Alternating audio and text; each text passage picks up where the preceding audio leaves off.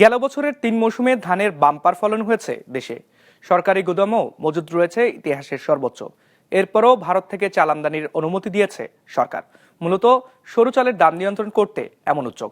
তবে এই পদক্ষেপকে যৌক্তিক মনে করছেন না বিশ্লেষকরা। তাদের মতে খোলা বাজারে ভর্তুকি মূল্যে চালের সরবরাহ বাড়ানো গেলেই কমে আসত দাম।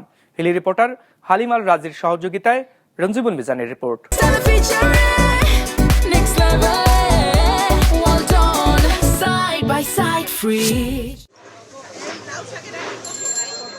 পায়জামার গুটি স্বর্ণা এই দুই জাতের মোটা চালের যোগান আসে আমন মৌসুমে। রাজধানীর বাজারে যা বিক্রি হচ্ছে 50 থেকে 55 টাকা দরে। মাঝারি মানের বিয়ার 28 কেজি 58 থেকে 60 টাকা। সরু চাল বিক্রি হচ্ছে 78 থেকে 80 টাকার উপরে। দেশের বাজারে বিক্রি হওয়া এসব চালের দাম বেড়েছিল 5 থেকে 60 টাকার মতো মাসের ব্যবধানে।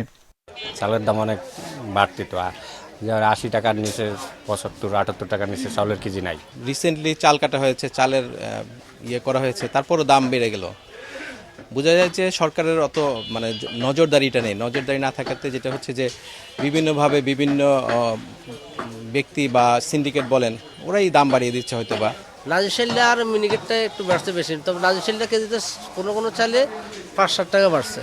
ভালো 28 নতুন পুরান আছে আর কি। পুরানটা হইলো আপনার 60 টাকা, নতুন হইলো 55 টাকা, আর আপনার ভালো মিনিকেট হলো 85 টাকা 80 টাকা। বাজার নিয়ন্ত্রণে গেল মাসের মাঝামাঝি বেসরকারি পর্যায়ে 2 লাখ টন সিদ্ধ চাল আমদানির অনুমতি দেয় সরকার 232টি প্রতিষ্ঠানকে, যারা ইতোমধ্যে আমদানি শুরু করেছে। কৃষি সম্প্রসারণ অধিদপ্তরের হিসেবে অনুমতির প্রথম 11 দিনে স্থল বন্দর দিয়ে দেশে এসেছে 15,554 টন চাল।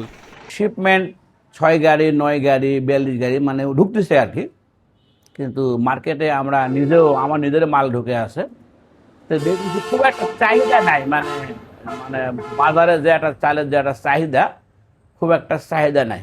কৃষি মন্ত্রণালয়ের তথ্য বলছে 2024-25 অর্থ বছরে আমন, আউশ আর বোরো এই 3 মৌসুমে 4,19 লাখ টন চাল উৎপাদন হয়েছে দেশে। সরকারি খাদ্য গুদামে মজুদ রয়েছে 21 লাখ টন খাদ্যশস্য, যার মধ্যে চালই রয়েছে 18.5 লাখ টন। সরকারি হিসেবে বছরে চালের চাহিদা 3,60 লাখ থেকে 3,70 লাখ টন। সেই হিসাবে চাহিদার তুলনায় যোগান রয়েছে পর্যাপ্ত, মজুত রয়েছে রেকর্ড পরিমাণ। তারপরেও ভারত থেকে চাল আমদানির প্রয়োজন পড়ছে কেন? তারা এটা পরিকল্পিতভাবে করছেন পরবর্তী সরকারকে এটা ব্যর্থ করার জন্য, অথবা তারা নাবুঝি করছেন। কারণ কোনো অবস্থাতেই চালটা নিয়ে তাদের এই খেলাটা ঠিক হয় নাই।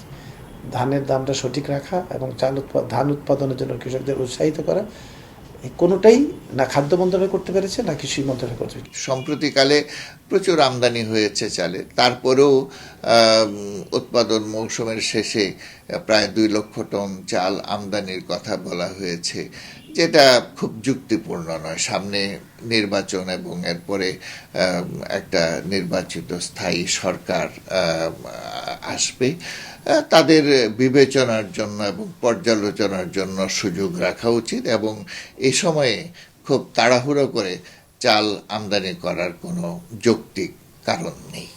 কৃষি সম্প্রসারণ অধিদপ্তর খাদ্যশস্যের যে তথ্য সংগ্রহ করে এবং প্রদান করে সে পরিসংখ্যানে ত্রুটি রয়েছে বলে মনে করেন বিশ্লেষকরা। তাছাড়া সরকারের রঞ্জিবুল মিজান, বিজনেস রিপোর্ট, মাছরাঙা টেলিভিশন।